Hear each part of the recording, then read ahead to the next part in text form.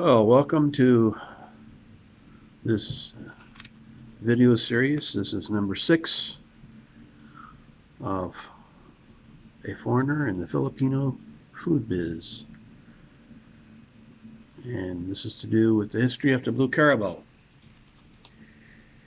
So, one day we get an envelope from the landlady, and we open it. And lo and behold, it's just what I expected. Our rent, which currently was at, for 4 spaces, 24,000 pesos, she now doubles it to 48.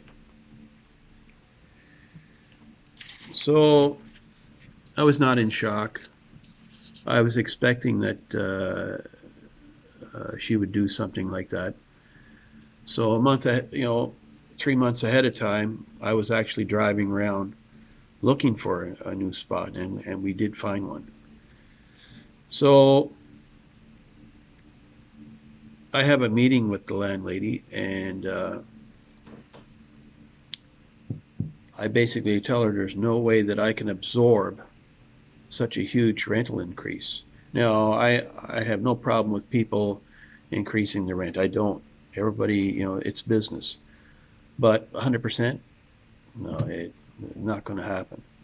And I said to her, if you want to do 10%, the law, I'm game for you. You want every year you want to do that? That's fine. I'm cool with it. No problem.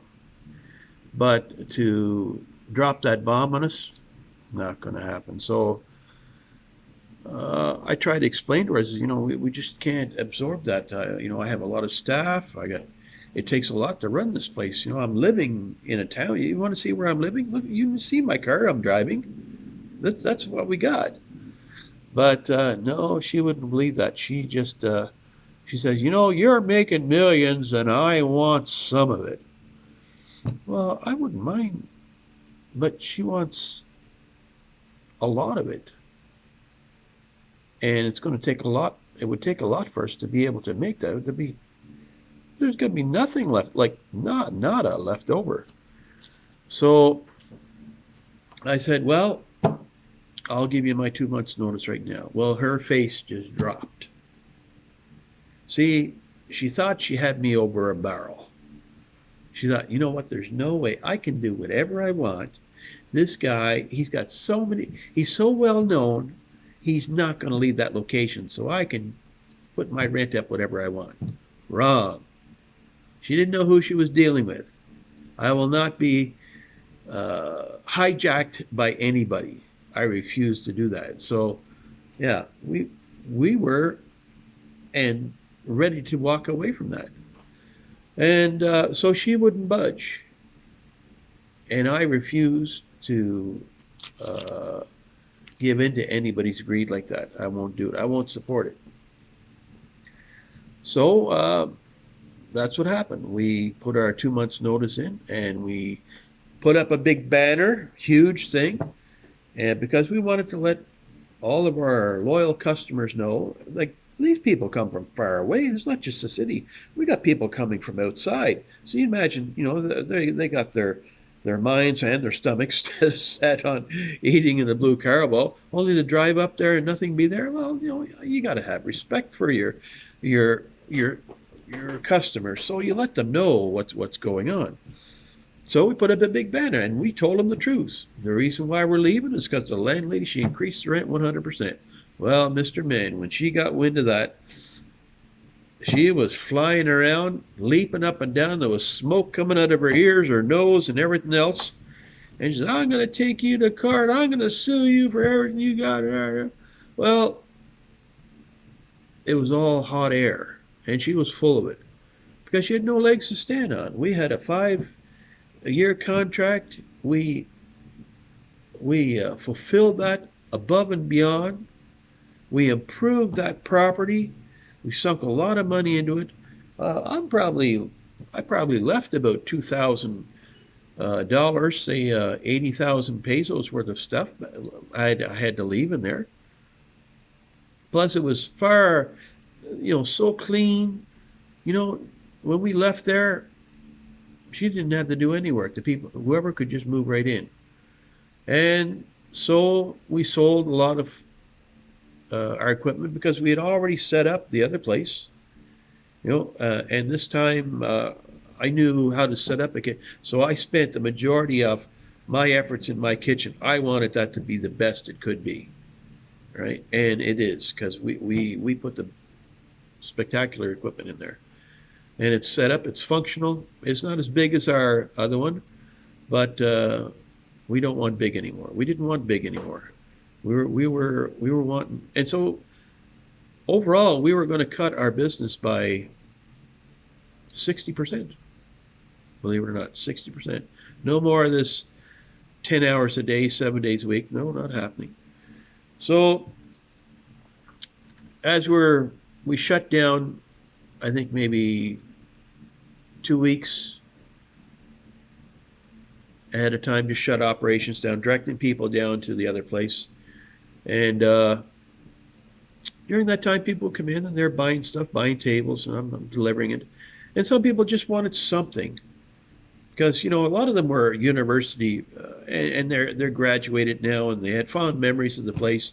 It was pretty unique. It's a low ceiling, it's very hot, but people came there and it was a really good atmosphere. There was no radio or TV. It was just a lot of fork and spoon noise and a lot of good conversation. And yeah, it was a lot of good memories for people. And so they wanted something. So they were buying any kind of a knickknack. So we gave a lot of stuff away to people. There you go. There. And so yeah, we would have loved to have stayed there. It was a good location, but now looking at it with this COVID-19 that hit, I'm glad that I wasn't there because that whole area got nailed hard. Like it depended on the schools, it depended on the mall. There was nothing left. They were wiped right out. So at least where we had our new location, we were all government offices and still food supplies. So they stayed open. So even though we were down to only takeout only, we could keep functioning. So the other place we would have been finished. So it was a good move overall. So what else do I got going here? So after we moved out, of course she's got a bug in her bonnet. She's still fuming, you know, and so she has a friend of hers open up a food business in our old space where we were, and you know what they call it? The Yellow Carabao. Now, if that doesn't tell you how poison some people can be, and the thing it was, they opened it up, and their food was garbage. The place looked like a dungy hole in no time because nobody was cleaning. And the best part was that when people would come in there from far-flung areas who never got to see our banner or be told where we were at, they said, who's the owner of this place? And the staff of this Yellow Carabao would say, oh, it's the same owner. See, she was all out to destroy everything that we had built, including our reputation that took 5 years to build. That's how poison some people can be. Pure poison.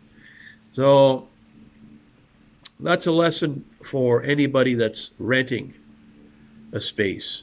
You know, you put everything into it to build it. You got the clientele coming up there, and some landlords, boy, are just just rotten right to the core, and they can kick you out anytime they want. Oh, I have something else I want to do with the space, or they tell you some story. I sold it, and then they'll put the same kind of business up there, the same, and they've already got the clientele. The people are already going to come there, so that's how rotten it is. So that's why I have a plan for.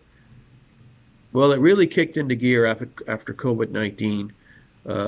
It's really changed my outlook on on what it takes to survive in the food industry, and that's a video that we'll be doing ahead of time. But I think you'll find it very interesting.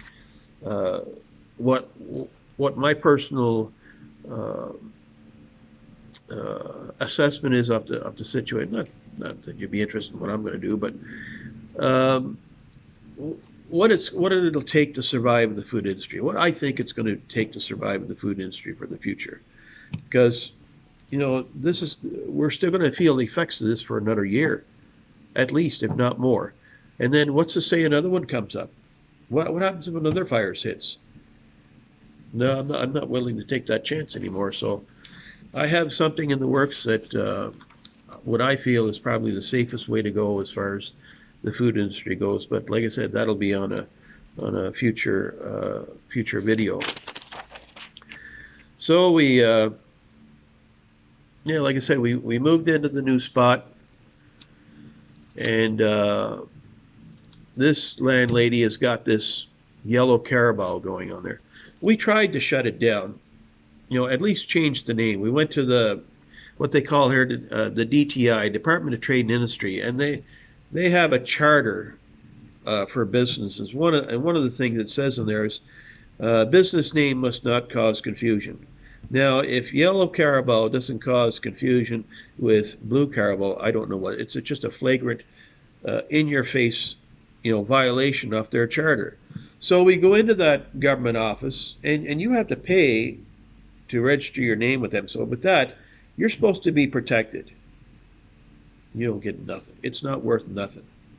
It's not worth nothing. They do nothing for you. As speaking as a foreigner in this country. Now, with the Filipino, it may be different, but I'm going to tell you from my experience. We went in there and we told them what was going on. Oh yeah, they can't do that, And so we leave it with them and come back 2 days. There's nothing we can do. And I know why they would. I kind of figured they were going to say that because this lady, for one, she's the landlady. She's a good friend with the mayor at the time, and she's known as a philanthropist. Oh my God. And yeah, philanthropist off the back of a lot of other people. As you know, I told you before that she would rent out spaces, and these poor people are paying first, last, and deposit. So 3 months in the one little space, and you can't make it. She owns everything that you put into the place. So that's how she. It's very sad that kind of business practice, but it happens. That's the reality of the situation. So we just let them go, as we did all through this experience. We've had many people who have taken our cooks. They've come in with a tape measuring our tables right in front of us. Don't even ask, do nothing. Taking pictures without asking, video, doing all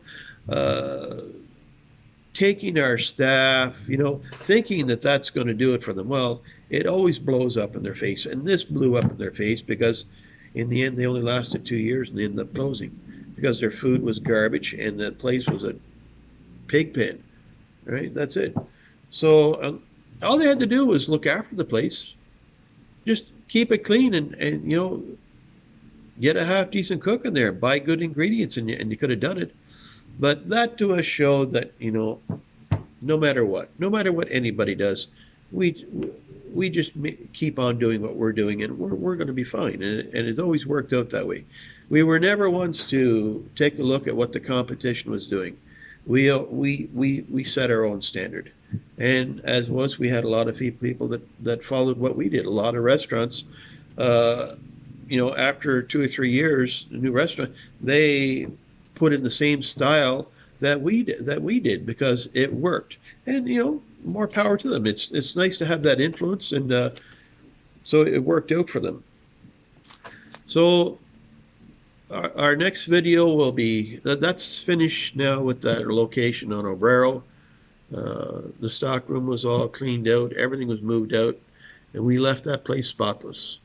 And so we left there with a good reputation in the community, with all of our neighbors. And we were very happy with that. And so now we go down to our location down on 146 Monteverde Street. So come on down. If you're in this neck of the woods, to 146 Monteverde Street. And pull up a chair. We got some fresh home-cooked food for you. Yeah, so this is our new location. And there's some hurdles and humps to get over there. It's always a challenge. I'll talk to you about what we had to do when we first got in here, and what the name of the place was and the history of the place. So tune in for the next video. And until then, please be kind to one another. Be considerate to one another. Over and out.